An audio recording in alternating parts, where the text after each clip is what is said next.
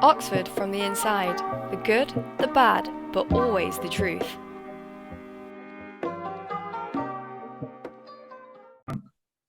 Hey guys, it's Siam. Welcome to Oxford from the Inside, the good, the bad, but always the truth. Today we're here with Liam and Rachel. Would you guys like to introduce yourselves? Liam, you can go first. Hello, I'm Liam. I do music at Trinity College, and I'm just going into my last year with Siam.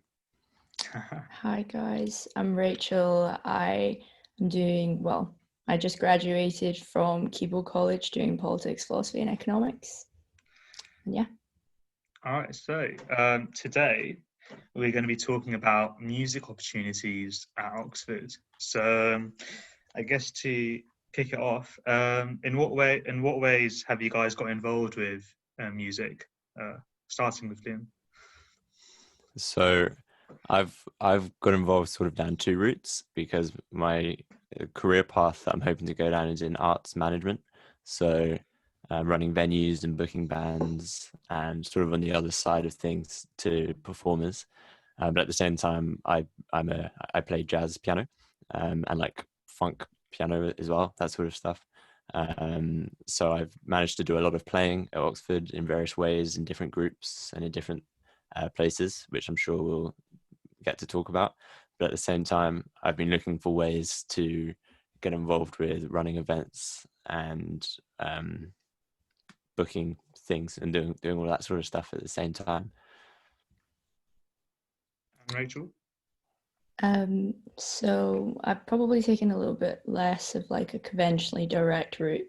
I do a lot of self-producing and writing. I pretty much just took a bunch of recording equipment to my room at uni and I started writing music. And I mean, through that, I mean, it was just a hobby at first, but I've had lots of opportunities to play at like college balls around the university, and I've had, a chance to kind of get involved also with the Oxford scene outside of the university. So unfortunately, I was actually going to do a gig at the Bullingdon, which is one of the bigger venues in the city, but COVID, cancelled.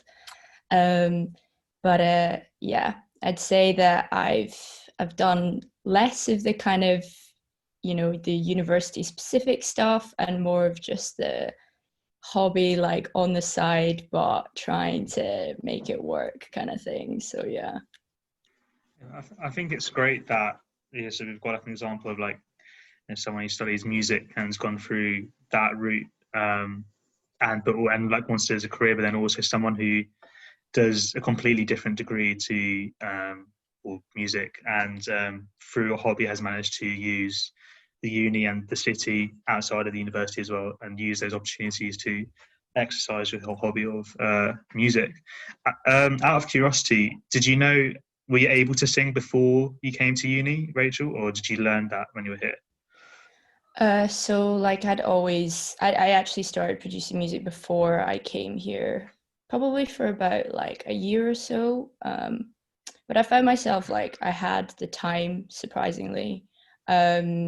Maybe that's degree specific actually, but I had the time to practice and get to meet other people. I mean, I guess I'm more interested in the kind of electronic production side, so I've done a lot of collaborations with like other electronic producers, but like also met lots of DJs, and there's quite an awesome electronic scene despite the size of Oxford here, and we get really great acts in. There's a really great guy called Nick who basically like does all the events at the Bullingdon under like simple nights. And yeah, I think that's like I've been pleasantly surprised with like the music here and the people here. And is there anything specific about Oxford Uni or the city that gives you opportunities to get involved with music that you guys found? I think the colleges help in some senses because every college has spaces and like they'll all have their own open mics and their own arts weeks, and they'll all have like music students there and their own music societies and stuff. So with all of those going on, there are a lot of ways to get involved in like quite low level performing, just in I mean, there's like college open mics, but then also like Oxford open mics. And there are things like grants available, and there's a lot of support available from colleges that you probably wouldn't get in other places. And the size of the city is potentially helpful, because versus a bigger city, there can be a lot more competition. But the standard is still quite high at Oxford. So it's quite conducive to getting involved quite easily in lots of different ways. And there's a lot of events at Oxford. I know at least from the university, as in like the balls and like a lot of music events. And you've both utilised that.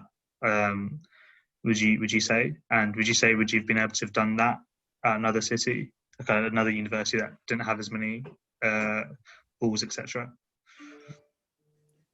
I think because of the size, as Liam mentioned, there's less competition, I guess, for the opportunities that there are, which there are many, because Oxford's actually a city that really loves music, and there's opportunities for people to do open mic nights. There's also opportunities for like paid stuff, and like we have college bops, I guess, which for budding DJs is a really good chance to play. And I think because it's quite an academic city in that sense, like people who can play music, you tend to know who they are, and the music circle is quite close, and it's quite nice to feel part of like a community like that, and not just doing it alone, is one thing that I found. And that's also, the college system's really great for that, because you immediately just have this ability to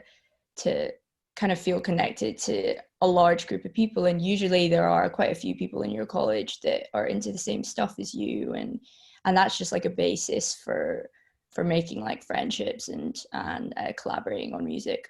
Yeah, I've found more so than with friends at other unis I've been speaking to, like corporate gigs, like law firms and those sorts of things, who are just having like a fancy dinner or something like that and just want some music, tend to look for students to play and go through like certain ways to get to enter like the student scene to get music for those sorts of things.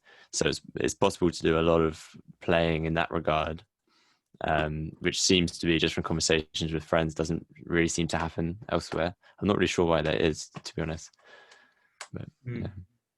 Yeah, because I know like one of our friends, Liam Fareed, who's like very good at singing, and he very close, and maybe next year could have easily gotten into the music scene from purely just people he knows, like you, who are in bands or doing certain events, and they could just, there definitely does seem to be an environment of where if you have an interest in music and you know someone, you can really get involved purely from that.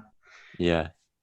And Fareed's an interesting one, because like he's a great singer, but he hasn't really done much music before, and he does maths, and he could quite easily end up doing lots of music if he wanted to.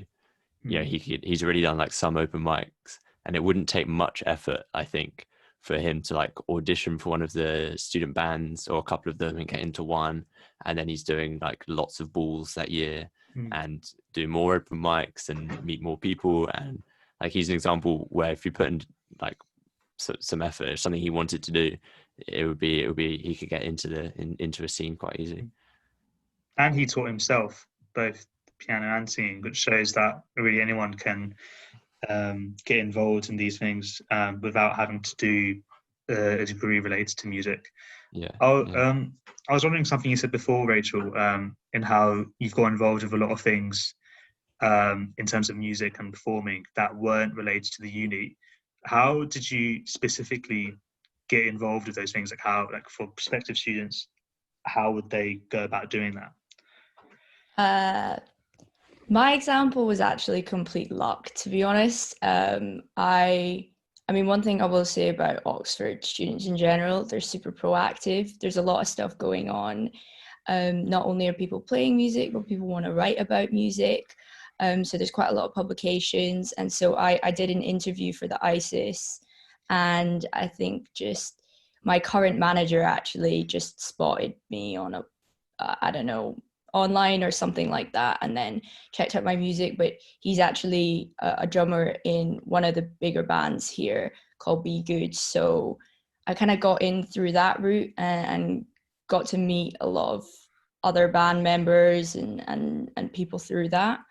Um, but also, you know, if you just, I mean, there's certain pubs like White Rabbit, Half Moon, where there's just people playing there so often. And if you go to open mics, I'm sure you will just meet people that live in the city, that work in the city, that just love music, and you can definitely get involved through that route as well, if you want to be outside of the uni bubble.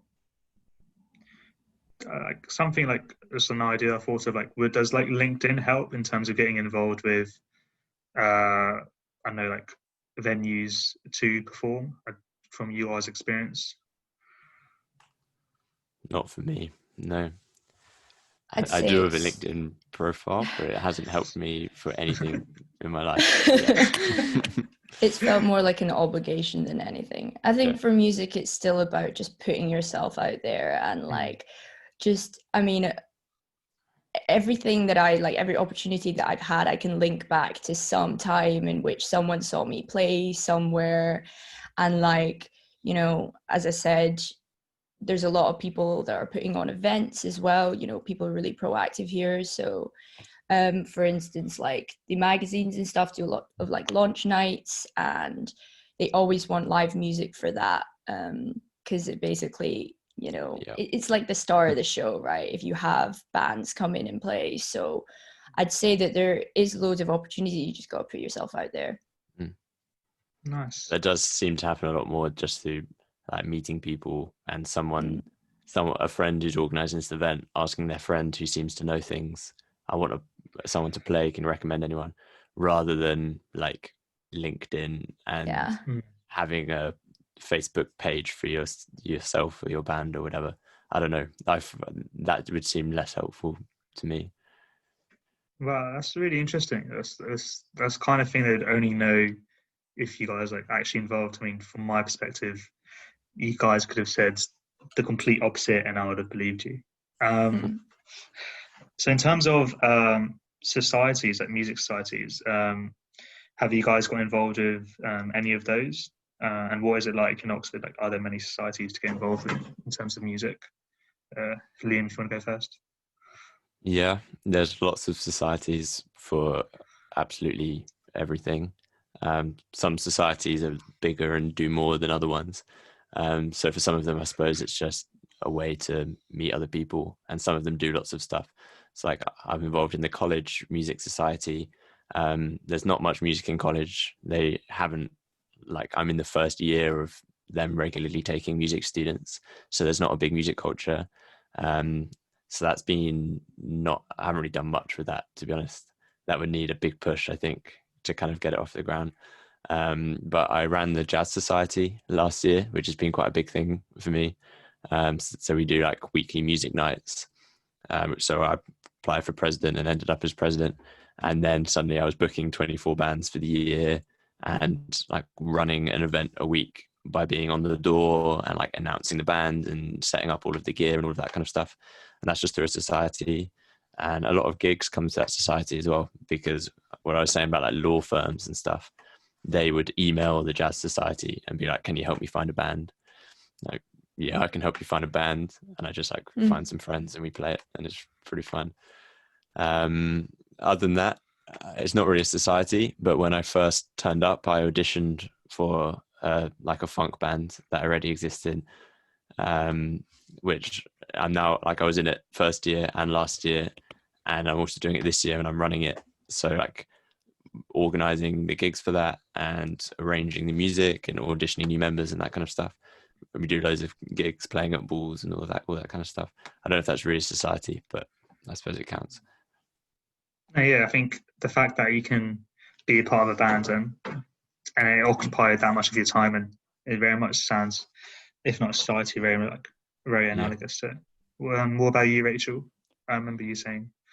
Yeah, so I got involved in my second year with a new society which just started out, which was Electronic Music Society.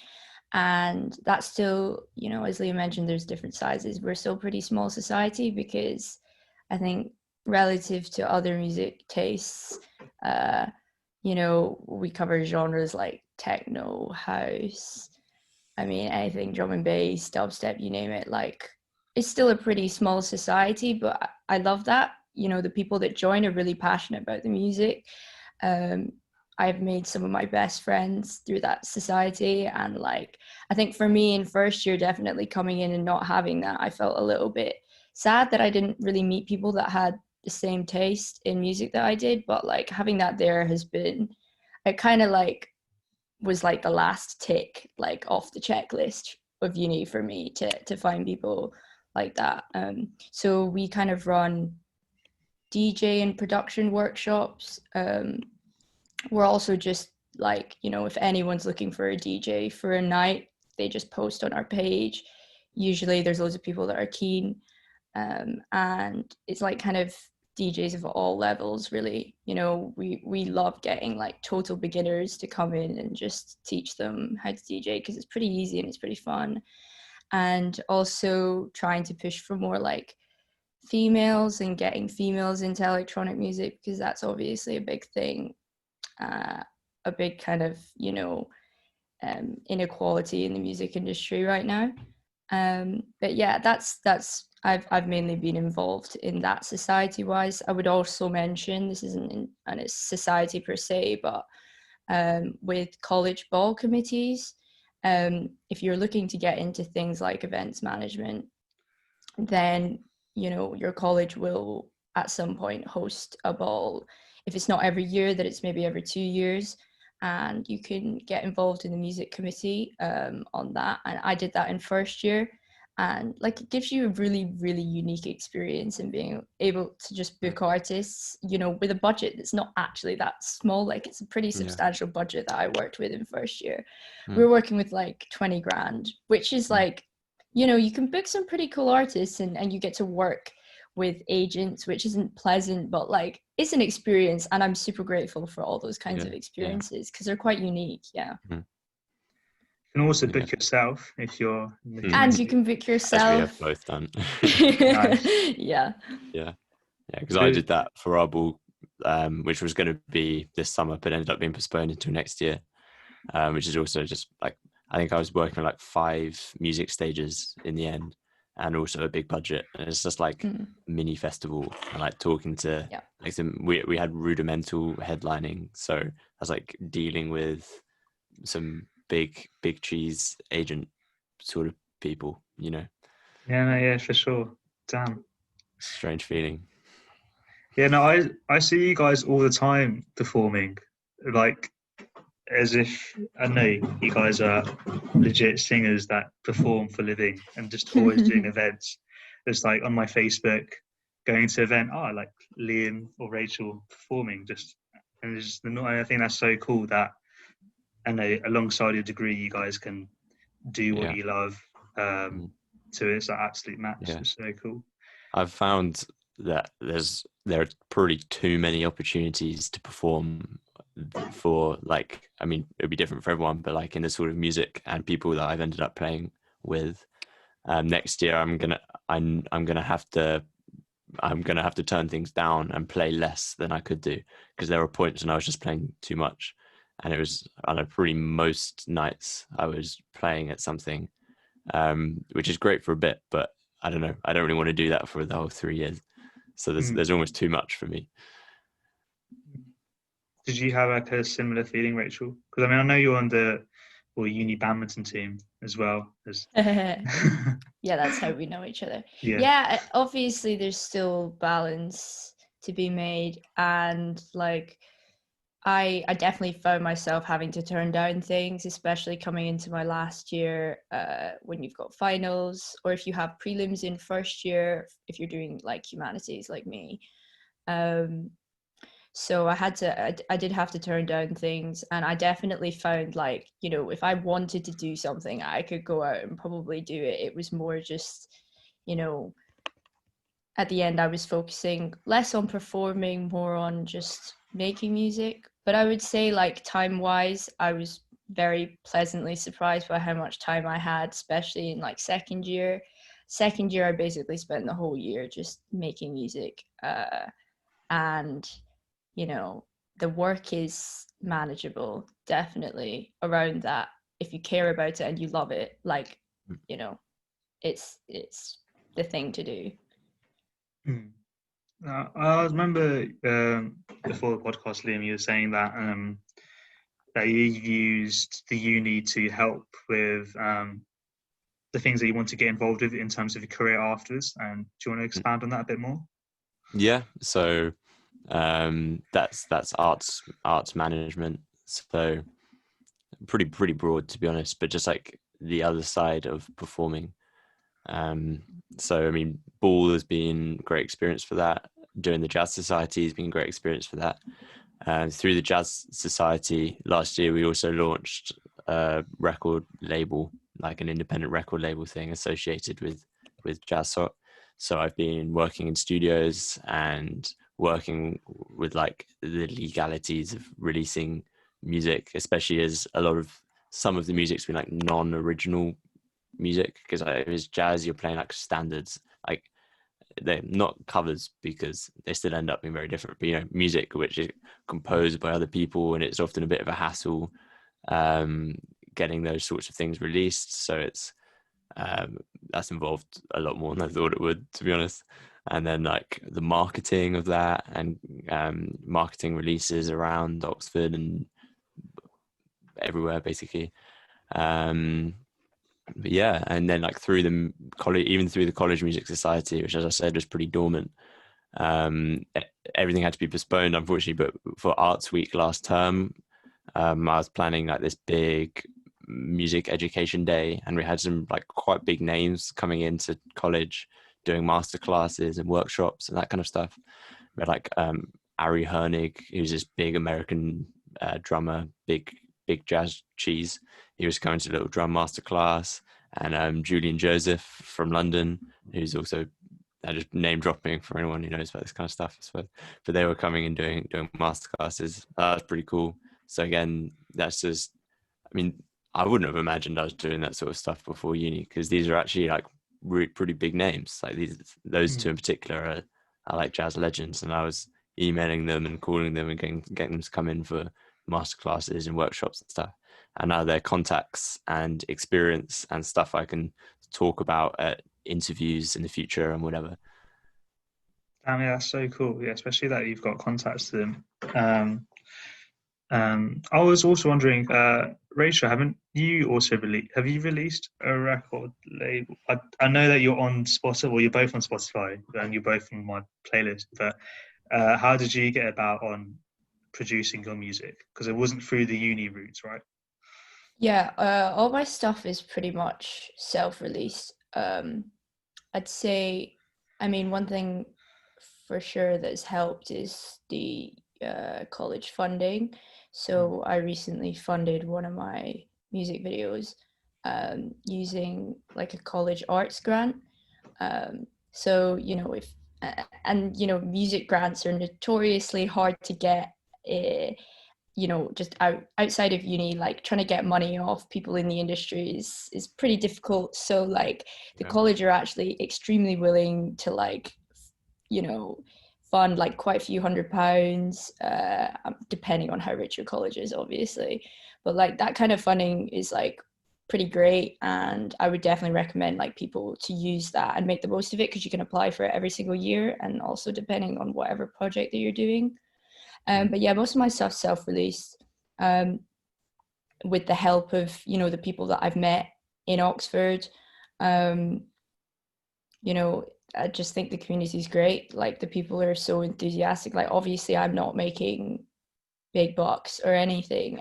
People do it because they love it and they're passionate about it. So self-releasing is all about just putting in the work, trying to bring people together to create something that they just love creating rather than doing it for the money specifically. And you can definitely find people, well, I definitely found in my case, people that were willing to do that and that were excited about the project. So yeah. And obviously the next steps would be to kind of use what I've built up in Oxford to try and you know, get actual label funding eventually. But Oxford's been like so good for just starting music and building confidence, which is really what you need. Is there any other like kinds of grants that you're aware of, Liam? That because I know personally that if you need money for something that's productive or creative, then you should always ask college to see if they're willing to pay for that. So there's colleges, which is the obvious one. But then there's like the music faculty as well, which have events funds that you can apply for. It's quite an in-depth application process. I don't know. I think they kind of care more because they're the music faculty. So they you have to justify it a lot more basically. But I had some of that for last term for events that ended up having to get postponed or cancelled, obviously. But I was going to say, like, all of the releases that we've had on the label have all been recorded in the faculty as well, because they've got studios there which are really well kitted out, but no one really uses. And they've got like some really nice microphones and 3 separate studios and stuff, which you can just use as music students if you have people that know their way around the studio. So if you just find people who can produce and know the studio, and you can just record stuff in there and it sounds pretty good. But I think for the sorts of music that both of us do, the faculty itself is not that involved in that, to be honest. Like, it's pretty classically minded still, the faculty. Like, the course is kind of diversifying a bit, and they do have these great studios and resources like that. But it just doesn't really seem to be the faculty's priority. One thing that I'd mention as well, like, there's great studios around Oxford that are pretty cheap to rent, like recording studios as well as practice studios. One thing that I found was like the BBC Introducing Oxford, the guys there are like really, really supportive. Like, if you are self-releasing, again, because Oxford's quite a small city, like if you're making music that sounds decent and is something a little bit different, like, the guys over there are really, really supportive, will play your stuff, you know, and you might not get that in other cities that are bigger, that have more like self-releasing artists. So if you did want to actually go down the route of trying to get radio plays and trying to, you know, get some industry traction, then the BBC Introducing is really good here. Like, I love those guys. The events, I can't remember her title in either, but this is a lady who works in the faculty. I think she's like the events manager or something, is also involved in BBC Introducing. So it was like possible for last term, because I figured that out the term before. So again, nothing's happened there for me yet, but I was edging towards experience, probably not so much on the artist's side, although that was possible as well, but like some work experience or something at BBC Introducing. I was also wondering, you know, the studios in the music faculty, can any students use them, or do you have to be a music student to use those? It's kind of fuzzy. You just have to sort of be friends with the engineer, I suppose. I don't really know, because I just emailed and he was like, yeah, that's fine, but I kind of knew him, and the person who I had to produce that particular project knew him quite well. So I mean, if you want to use them, there are definitely ways for anyone to use them, really, because even if technically it is just music students, it's quite easy to find a music student. True. But I'm not sure what the rules are. Okay. exactly, but you'll be able to find a way Yeah. to use them.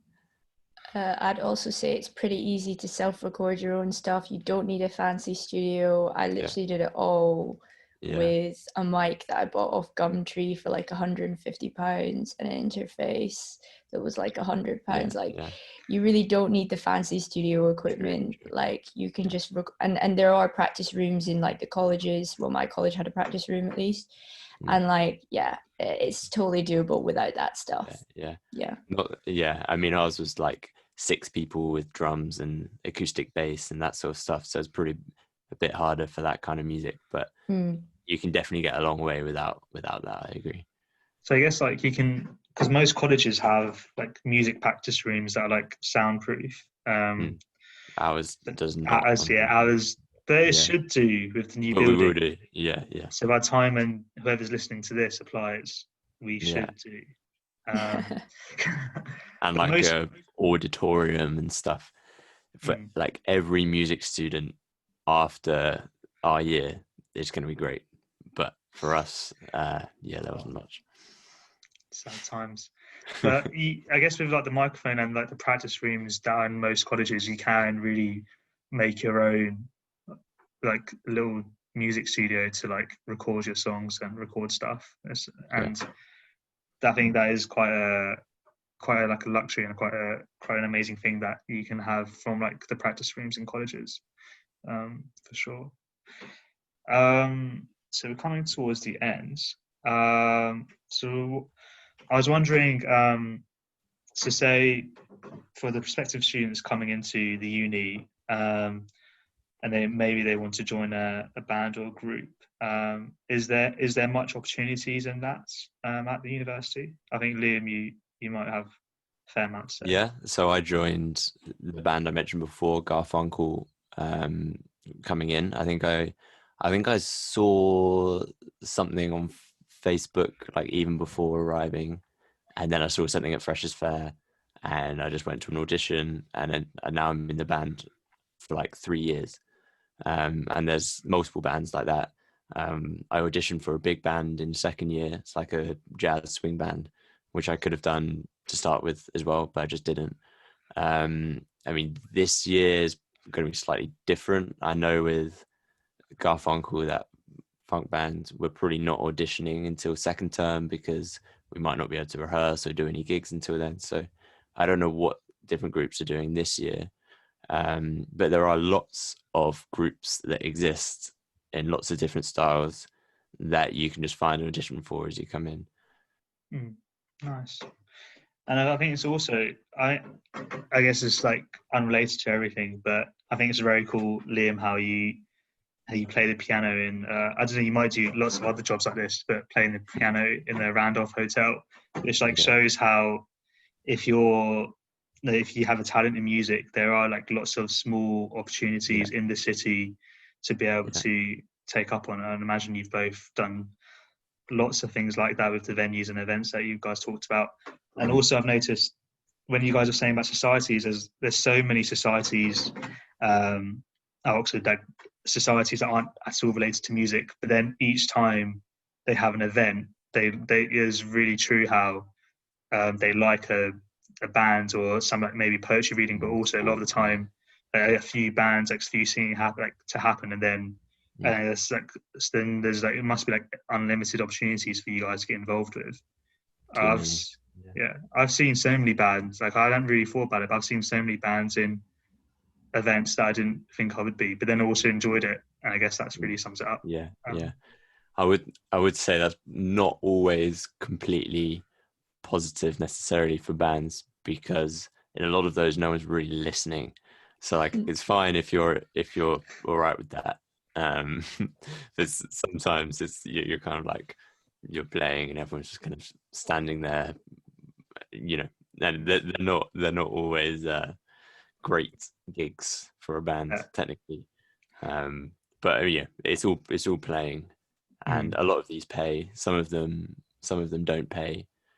Like the smaller book launches and like magazine launches and stuff, they're not able to pay musicians or whatever. So it's not like this utopia of everyone loves music and you can do it every night, but That's life though, isn't it? That's just being in the music industry, like how many gigs you're gonna play and you know, it's not your friends watching, it's a bunch of randoms, and you never really know if someone's gonna be listening to you or not. But sometimes there even just needs to be one person in the crowd that really loves it, and you're just like, well, that felt good. Like I'm glad I did that. You know. Nice. People tend to. Something I've noticed is people just love like cheesy music a lot, which isn't the most fun to play. But that's what will get people excited at these sorts of events, rather than like this hip new original stuff you've been working on. So I mean, I guess from my perspective, I mean, I've seen lots of bands and people play and sing and really enjoyed it, but just didn't get around to telling them. So I'm sure there's lots of people like that for both of you guys that just have never had the chance to say how much they enjoyed listening to you guys perform. I was wondering, after uni, are you guys going to be continuing music? What's next? If you want to go first, Rachel. I'm gonna get a job, non-music related, gonna move to London, but obviously be pretty much trying to do music in every spare second that I have. I managed to get myself a little break in between graduating and starting my job, so I'm just writing new stuff. And like, I mean, unless you blow up really quickly and you're like mega famous really fast, for most people it's like it's a daily slow grind of like, you know, sometimes feeling super inspired and sometimes feeling like just totally like I don't even want to touch my piano right now. I just want to like watch Netflix. But like I'm gonna keep releasing forever probably. I don't know. Like I just in quite a kind of righty stage right now, and then hopefully when Corona is over and like I can actually go and perform all of this stuff that I've written, which will feel good. But yeah, that's definitely continuing it. Yeah. Nice. And you, Liam? So I mentioned the career I'm going for is more management admin stuff. I know playing music will always be something I do, even if it's not my career. I don't really know what form that will take necessarily. But yeah, I'm planning on graduating, doing a management master's, and hopefully, you know, finding a way into that after that. Nice. Wow. That's the plan. You guys are really either took or are at the moment taking uni's opportunities as much as you can. It sounds amazing. I wish I was more musically inclined to be able to do that, but there's still time. But for the podcast, that's all that we've got time today. We've learned a lot, and thank you for you guys joining us. And thanks for the viewers for listening in. If you're not, whether it's on Spotify, YouTube, or IGTV, if you want to find out where else we're at, on Instagram there's a link tree that you can find us. And thanks guys for joining us. It was lovely to have you here. And we'll see you guys next time. I'll see you later. Thank you.